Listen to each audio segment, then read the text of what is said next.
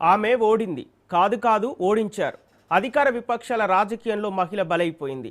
మోదీ ప్రభుత్వానికి మొదటిసారి చుక్కెదురైంది. 131వ రాజ్యాంగ సవరణ బిల్లుపై ఓటింగ్ జరిగింది. కానీ వీగిపోయింది. 528 మంది సభ్యుల్లో 230 మంది వ్యతిరేకంగా ఓటు వేశారు. 298 మంది అనుకూలంగా ఓటు వేశారు. కానీ 2/3 మెజారిటీ రాకపోవడంతో లోక్సభలో బిల్లులు వీగిపోయాయి. రాజ్యాంగ సవరణ నెగ్గాలంటే ఎన్డీఏకు 352 మంది సంఖ్యాబలం అవసరం. కానీ 54 మంది తక్కువగా ఉండటంతో కేంద్రానికి షాక్ తగిలింది. 850 లోక్సభ సీట్లు పెంచాలన్న కేంద్ర ప్రతిపాదనకు బ్రేకులు పడ్డాయి. అలాగే మహిళా రిజర్వేషన్ బిల్లు కూడా వీగిపోయింది.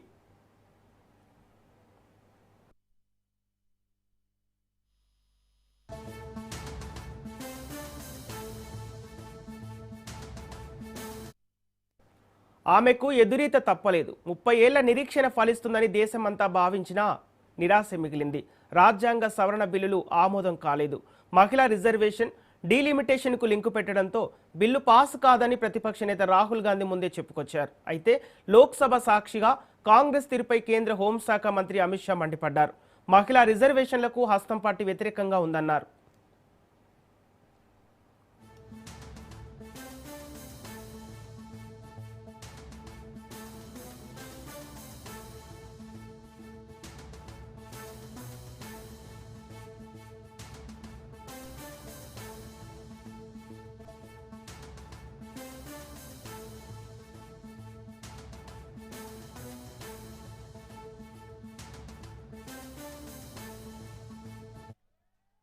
దేశ చరిత్రలో ఎర్రటి అక్షరాలతో నిలిచే రోజని తెలంగాణ సీఎం రేవంత్ రెడ్డి ట్వీట్ చేశారు. నల్ల బిల్లులను ప్రతిపక్ష శక్తులు అడ్డుకున్నాయని, రాహుల్ నేతృత్వంలో ప్రతిపక్షాల ఐక్యత గెలిచిందన్నారు.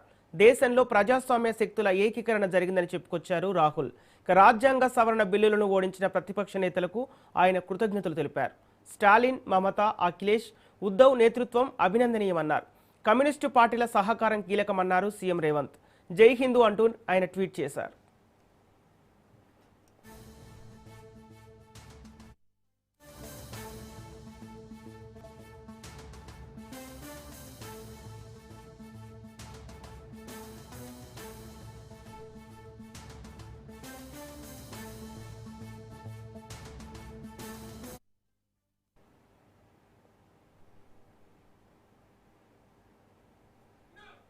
లోక్సభలో విజయం ట్రైలర్ మాత్రమేనని చెప్పుకొచ్చారు సీఎం స్టాలిన్. ఢిల్లీని తమిళనాడు ఓడించిందన్నారు.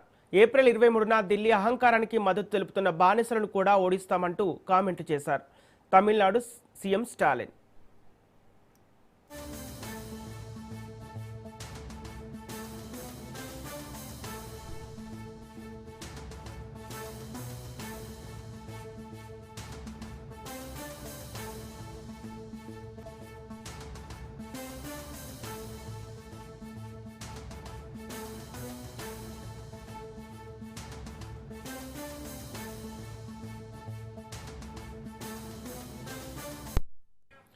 పార్లమెంటు ఎదుట బీజేపీ ఎంపీలు నిరసన చేపట్టారు. విపక్షాలన్నీ కలిసి మహిళా రిజర్వేషన్ బిల్లులు అడ్డుకున్నాయని ఆగ్రహం వ్యక్తం చేశారు.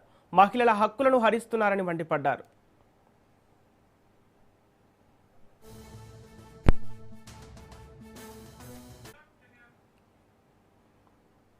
బులెటిన్లో షార్ట్ బ్రేక్.